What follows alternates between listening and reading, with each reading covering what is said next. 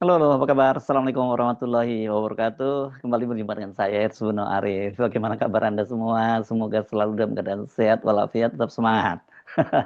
Mau ngomong apa lagi hari ini kalau enggak? Yang paling penting sehat dan kemudian tetap semangat gitu ya. Kalau udah nggak semangat bahaya, badan bisa jadi nggak sehat. Memang situasinya sebenarnya membuat kita nggak terlalu bersemangat, tapi nggak boleh kita menyerah dengan situasi seperti itu ya. Oke, saya ajak Anda kali ini ngobrol soal eh, makan bergizi gratis ya.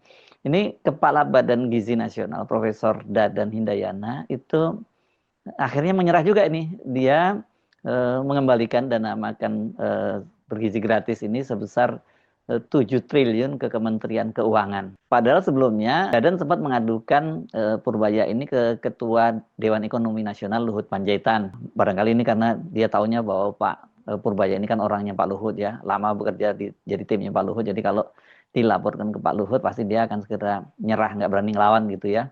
Dan pada waktu itu Luhut sempat meminta Menko Purbaya tidak mengambil kembali anggaran MBG atau memangkas anggaran MBG karena kata Pak Luhut ini pasti dia mengutip dari laporan Pak Dadan Hindayana bahwa penyerapan anggarannya itu sudah membaik. Dan permintaan Luhut itu tetap ditolak oleh Purbaya yang mengancam akan tetap mengalihkan anggaran MBG ini ke paket bantuan beras 10 kilogram jika sampai bulan Oktober ini target penyerapannya tidak terpenuhi. Dalam keterangan tertulisnya hari Selasa kemarin, Dadan menjelaskan rincian anggaran yang dia terima dan mengapa dia mengembalikan sebesar 70 triliun. Jadi menurut Dadan, mereka itu tahun 2025 ini menerima alokasi anggaran sebesar 71 triliun dan ditambah dana jaga-jaga 100 triliun. Dari total 171 triliun tadi, anggaran tersebut sebanyak 99 triliun telah terserap. Keren banget ini ya, 99 triliun sudah terserap.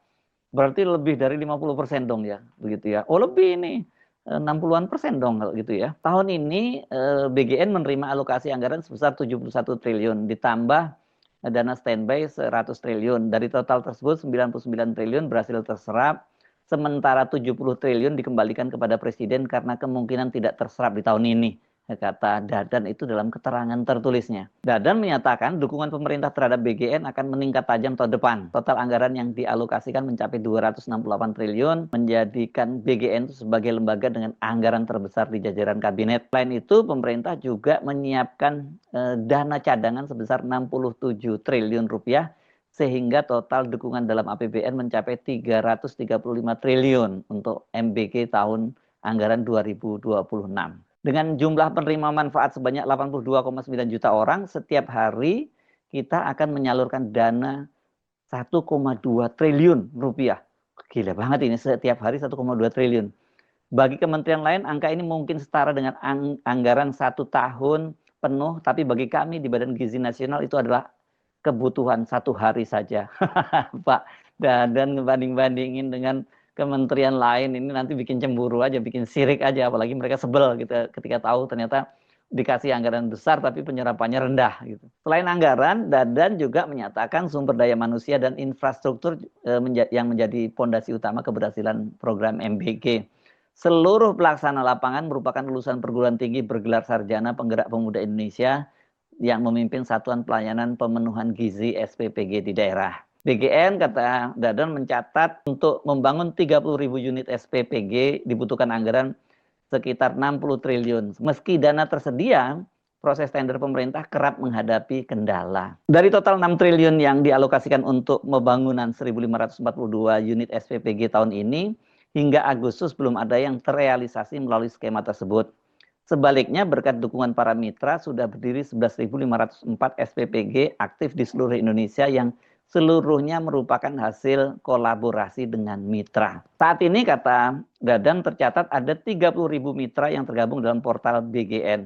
Dari jumlah tersebut, sebanyak 11.504 mitra telah lolos proses verifikasi, sementara sisanya masih dalam tahap verifikasi.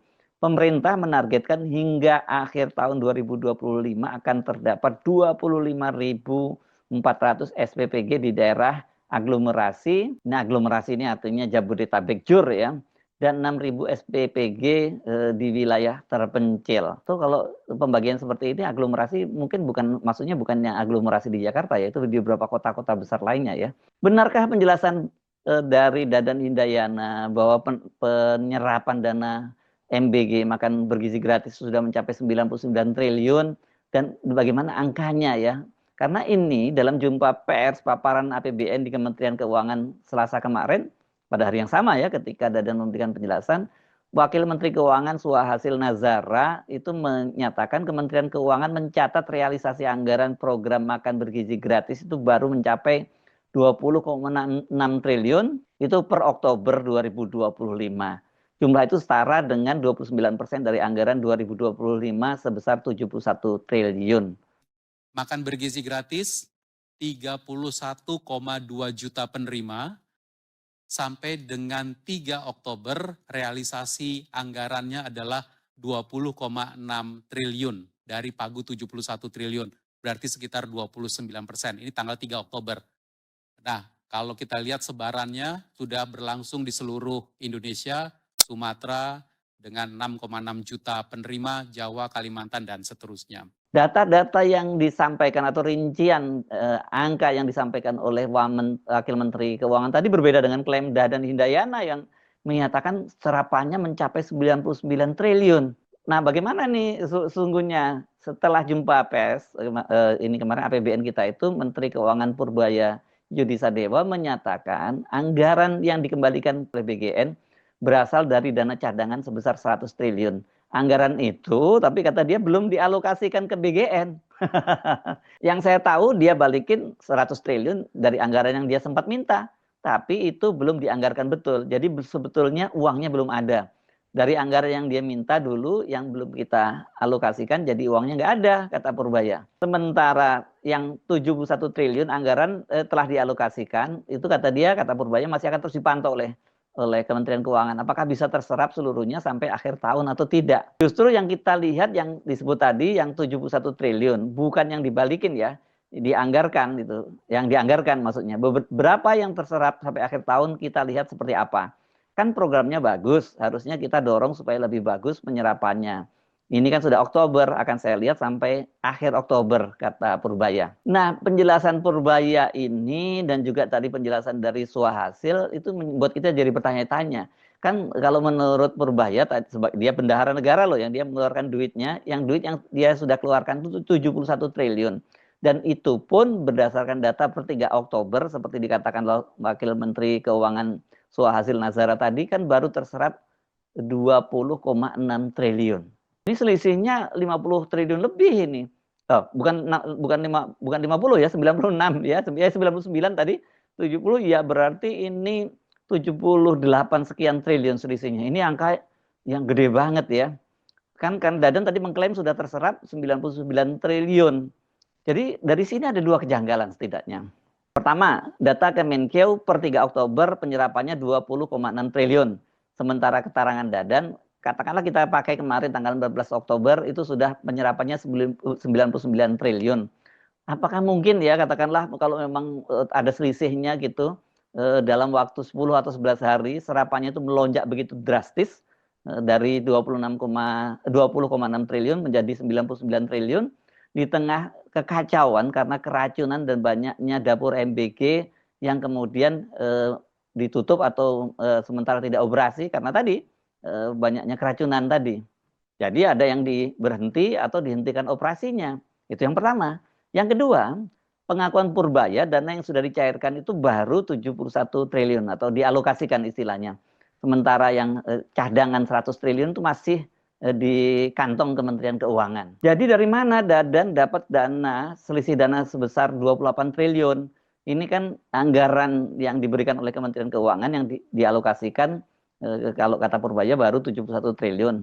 Sementara Dadan mengklaim dia sudah penyerapannya mencapai 99 triliun. Jadi ada selisih berapa? 28 triliun dong. Dari data yang dikemukakan oleh Wamenkeu tentang penyerapan dan alokasi dana yang disampaikan Purbaya, itu ada yang nggak matching ya dengan apa yang diklaim oleh Kepala Badan Gizi Nasional Profesor Dadan Hindayana. Apalagi Purbaya tetap mengotot akan memantaunya sampai akhir bulan Oktober. Kalau sampai akhir Oktober penyerapan yang dari alokasi sebesar 71 triliun masih rendah, maka dananya itu akan dialihkan, akan dipangkas dia. Ya. Soal rencana Purbaya mengambil alih atau memangkas anggaran MBG itu bukan hanya Luhut yang bereaksi. Menteri Pangan Zulkifli Hasan juga menyatakan anggaran MBG itu nggak mungkin dipangkas karena itu merupakan program prioritas pemerintah. Ini memang makan bergizi gratis ini kan justru salah satu program utama dari Prabowo. Jadi pasti nggak boleh gagal gitu ya. Jadi kalau banyak yang menuntut agar itu dihentikan, nggak mungkin Prabowo mau menghentikan itu karena ini adalah program andalannya. Merespon apa yang disampaikan oleh Menteri Koordinator Bidang Pangan Zulkifli Hasan, Purbaya menyatakan dia memang mendorong agar anggaran MBG diserap sepenuhnya. Namun jika tidak terserap, maka tidak mungkin anggaran MBG dibiarkan menganggur. Malah bagus kalau bisa terserap anggarannya. Tapi kalau nggak bisa ngabisin, uangnya gimana? Dianggurin saja. Itu kata Purbaya setelah jumpa pers APBN kita kemarin itu. Kan saya bayar bunga. Jadi kita dorong supaya nggak bisa anggaran itu dialihkan. Jadi maksudnya bagus kalau nggak bisa dialihkan. Malah itu tujuan kita. Didorong supaya saya nggak bisa ngambil anggarannya karena anggarannya habis, kata Purbaya. Tapi kalau anggarannya nggak bisa dihabiskan, ya gimana lagi ya. Sebelumnya, Purbaya itu juga menegaskan bahwa langkah pemotongan itu dilakukan agar anggaran yang sudah digelontorkan tidak mengendap dan membebani keuangan negara. Ini menarik, ini memang ya orang selalu berdalih bahwa ini program prioritas dan janji kampanye dari Pak Prabowo. Tapi kan kalau BGN-nya tidak mampu melaksanakan, jelas ini sangat mengkhawatirkan. Apalagi tahun depan anggaran MBG itu kan naik tinggi ya, mencapai 335 triliun nih. Dana yang dialokasikan itu mencapai 286 triliun, sementara dana cadangannya 67 triliun. Jika penyerapan seperti tahun 2025 terulang, maka akan makin besar dana APBN yang terparkir alias nganggur ya. Sementara pemerintah harus terus bayar bunga utangnya dan juga kementerian lain pasti juga akan teriak-teriak ini. Mereka dipangkas anggarannya kecil banget, mereka kurangan anggaran, MBG yang jadi kementerian dan lembaga tertinggi untuk alokasi anggarannya itu malah nggak bisa ngabisin dananya gitu ya. Benar juga Pak Buraya, karena komponen APBN itu kan selain dari pajak dan cukai itu juga dibiayai dari utang. Jadi kalau namanya utang juga harus dibayar gitu ya. Kalau menurut saya sih kalau masih terus menerus seperti ini bukan salah lagi pemerintah tapi salah kepala badannya yang nggak bisa menyerap anggaran seperti itu. Ya menurut saya sebaiknya diganti saja ya. Kalau memang dia udah dikasih duit. Kan banyak sekali menteri-menteri yang lain itu mereka nggak punya duit untuk melaksanakan programnya. Kalau BGN duitnya melimpah, tapi ternyata malah nggak bisa ngabisin anggarannya, tidak bisa menyerap anggarannya. Saya Arsbun Arif, sampai jumpa lagi. Assalamualaikum warahmatullahi wabarakatuh.